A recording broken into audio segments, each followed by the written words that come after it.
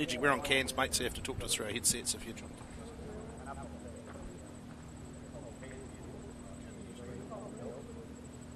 No. Hearing you.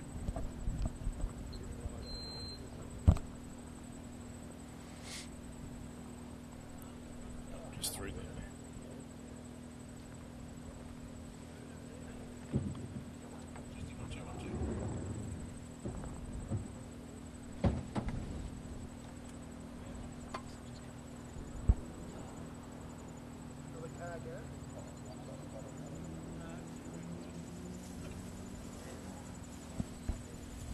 Hello and welcome to live coverage of the Brian Green Property Group New Zealand Rally Championship.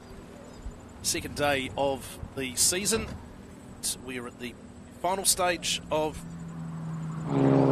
Central Machine Hire Otago Rally as we see the Zero car come past us. The iconic Curry Bush stage and a lot to play for.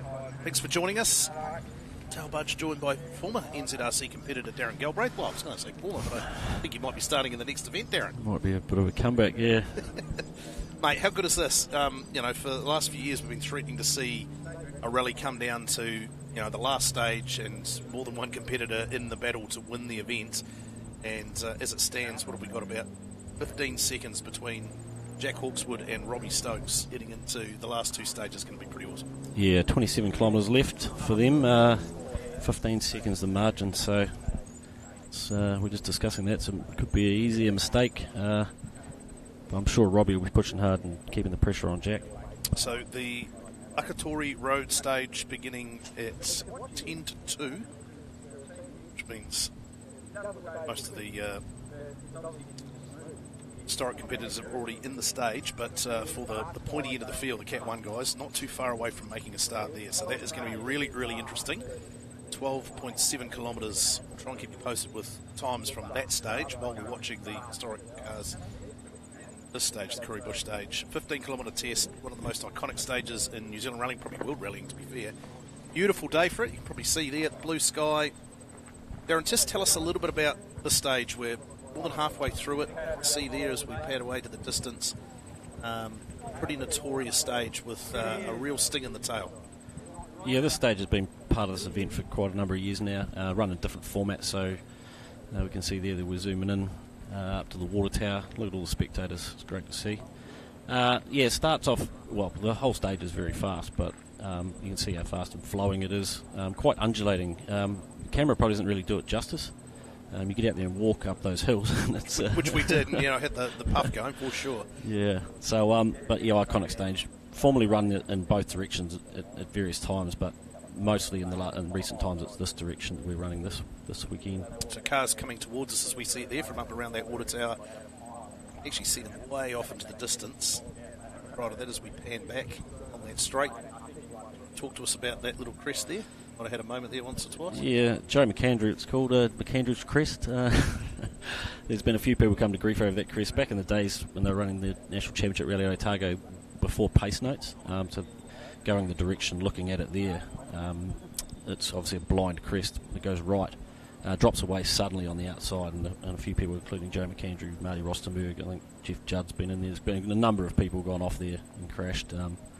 So yeah, very famous. A few years ago we ran it, I think Amy Keeley went in there a few years ago running this direction, so yeah, very famous. And of course coming this direction, it's used to be trees actually off into the left of the screen there, but they've actually, since I've been here, have been harvested, so it's quite open now. You had a little bit of a moment there. You don't really want to talk about it, do you? No, I'm still suffering PTSD from you guys bringing me up here and making me commentate on this corner.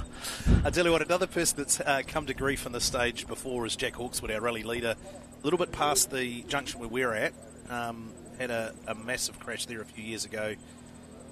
Just that sort of thing, mate, in the back of your mind as you go into this, you've got a rally lead, you've got someone breathing down your neck. How much of a factor is, a place like that where you've come to grief before, does that actually weigh on your mind?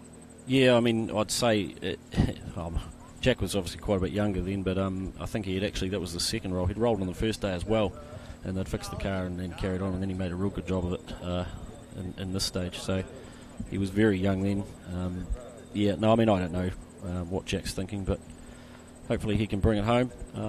I'm sure when he comes to the corner he'll think about it, but Yeah. and he will have in his notes. So yeah, Just want to see both of these two contenders get to the finish line. Whatever it plays out, as long as both of them make it.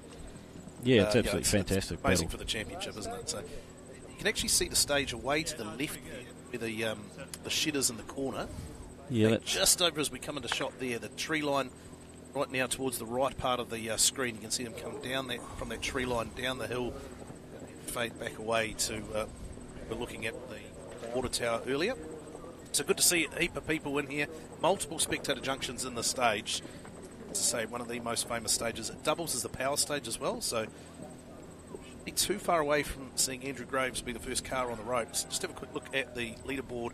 So overall, Jack Hawkswood leads by 16.2 seconds over Robbie Stokes. Ben Hunt back in third place now. He's further 3.2 seconds back, 1 minute 9 from the lead of the rally. Mike Young, in terms of the Otago rally, he is in fourth position. Chris Meek fifth, and Zell Jones in 6:31 seconds behind Chris Meek.